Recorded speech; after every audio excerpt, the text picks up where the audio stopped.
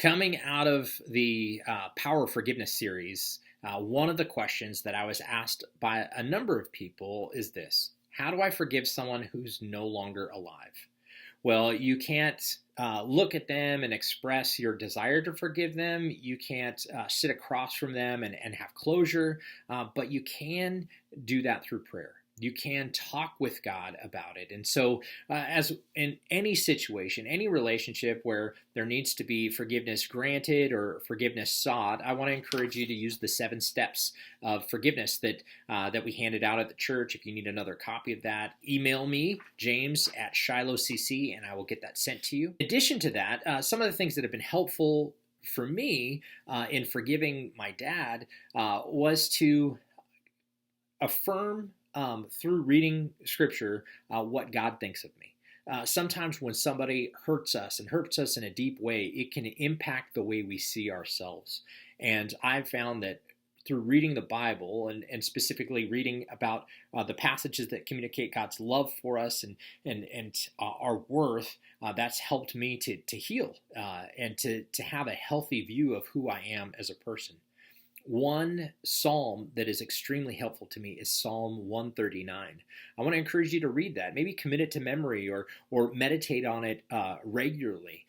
It's a great psalm that communicates God's thought about us and the fact that He knows every part of us and that He created us and that we weren't a mistake, that we're someone of great value and worth to Him. And it's also a psalm where David confesses his anger about people who dishonor God. It's one that showed me that I can be real with God about my hurts and my pains, not just telling Him that I feel a certain way, but expressing the depth of that. But I want to encourage you to do what David did. Follow David's example. After he voiced his hurt, he also surrendered over to God and said, search my heart.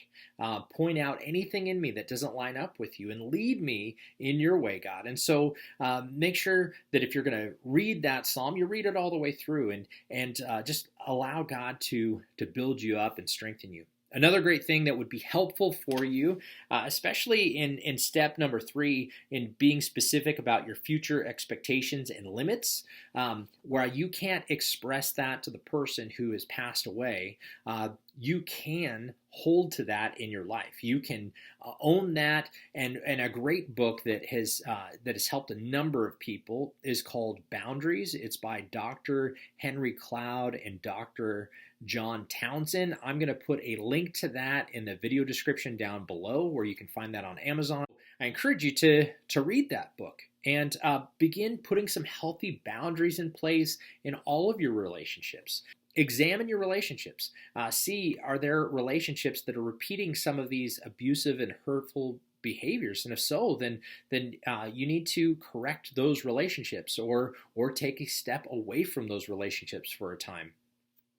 And then the last thing, since you can't communicate with this person who is no longer with us, your desire to forgive them, you can express that to God.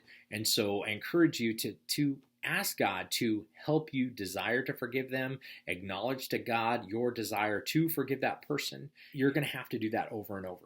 And so as different memories and different times of year might bring up certain painful things about that relationship, when those things come up, recognize that forgiveness is a continual action. It's a continual choice. And so invite God into that hurt, invite God into that pain, express your desire to forgive, and also ask Jesus to heal you from those hurts in that time.